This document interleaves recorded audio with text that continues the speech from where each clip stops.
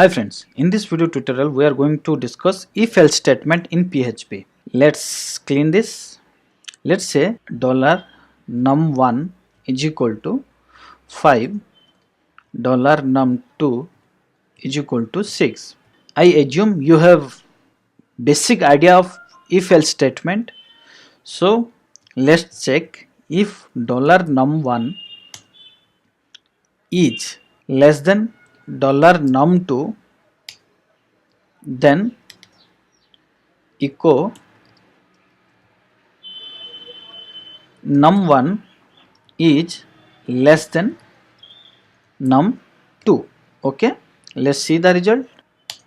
Num1 is less than num2, it is printing. Okay, now let's change these values.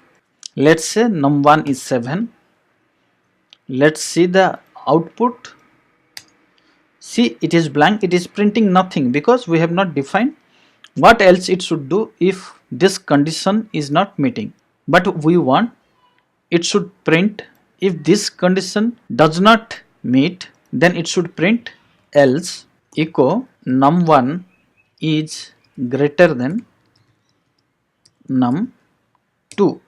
Let's save this and run this program. See, now it printed num1 is greater than num2. Okay, so this way we use if else statement in PHP. It is quite similar to any other programming language.